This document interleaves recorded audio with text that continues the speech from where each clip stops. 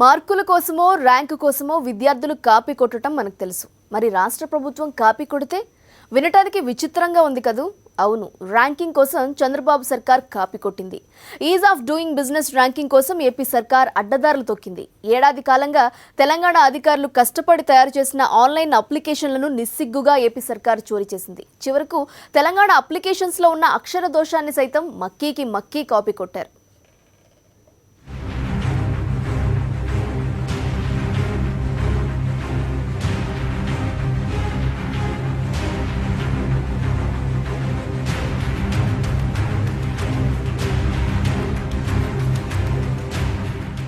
సులభ వాణిజ్యంలో ప్రపంచ bank rank కోసం ఏపీ అడ్డదారులు తొక్కింది.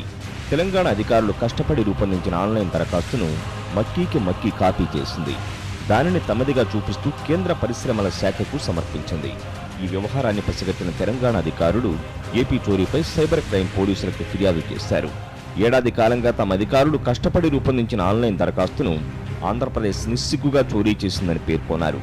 దీనిపై సిసిఎస్ పోలీసులు కాపీరైట్స్ యాక్ట్ సెక్షన్ 63 ప్రకారం కేసు నమోదు చేసి దర్యాప్తు ప్రారంభించారు.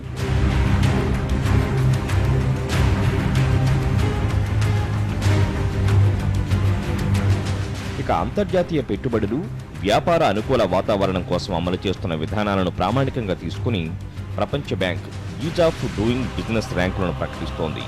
ఇందుకోసం కేంద్ర వాణిజ్య పరిశ్రమల శాఖ ఆధ్వర్యంలోని DIPP business reforms action plan పేరిట ఓ వెబ్ పోర్టల్ రూపొందించింది.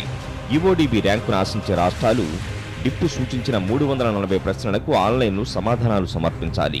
ఆయా రాష్ట్రాలు ఇచ్చే సమాధానాలలో పురోగతిని పర్యవేక్షించేందుకు ఆన్లైన్ డాష్బోర్డ్ను ఏర్పాటు చేస్తారు. రాష్ట్రాలు శాఖల వారీగా సమర్పించే సమాచారం ఆధారంగా స్కోరునిస్తూ తాత్కాలిక పద్ధతిన ర్యాంకులను ప్రకటిస్తూ వస్తోంది. అన్ని రాష్ట్రాలు జూన్ 30లోగా సులభ వాణిజ్యానికి వీలు కల్పించేలా తాము చేపట్టిన సంస్కరణలకు ఆధారాలను చూపించాలని డిప్ గడువు విధించింది.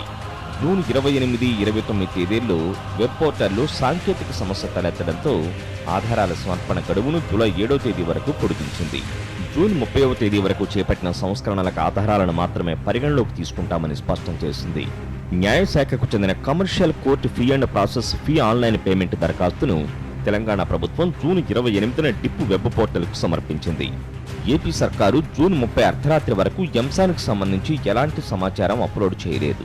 గడువు పెంచిన వెంటనే తెలంగాణ ప్రభుత్వం రూపొందించిన దరఖాస్తును ఏపీ అధికారులు కాపీ కొట్టి అప్లోడ్ చేశారు. తెలంగాణ ప్రభుత్వం తమ దరఖాస్తులో పొందుపరిచిన సబ్మిషన్ రిఫరెన్స్ నెంబర్ అనే అంశాన్ని యథాతథంగా ఉంచేశారు. ఈ అంశం తెలంగాణకు మాత్రమే ఉన్న విశిష్ట సంఖ్యా విధానం కావడంతో ఏపీ సర్కారు కాపీ వ్యవహారం బట్టబయలైంది. ఈఓడిబిలో గత ఏడాది ప్రపంచ బ్యాంకు ప్రకటించిన ర్యాంకుల్లో ఏపీ 2వ స్థానంలో, తెలంగాణ 13వ స్థానంలో నిలిచింది.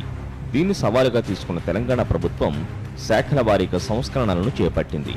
తాజా ర్యాంకింగ్లో 51.93 స్కోరుతో దేశంలోనే 2వ స్థానంలో నిలిచింది. ఉత్తరాఖండ్ ప్రథమ స్థానంలో ఉండగా 51.76 స్కోరుతో ఏపీ 3వ స్థానంలో ఉంది. జూన్ 13న ప్రకటించిన తాత్కాలిక ర్యాంకుల్లో బీహార్ ప్రథమ స్థానంలో, తెలంగాణ 2వ స్థానంలో ఉండగా ఏపీ 19వ స్థానంలో నిలిచింది.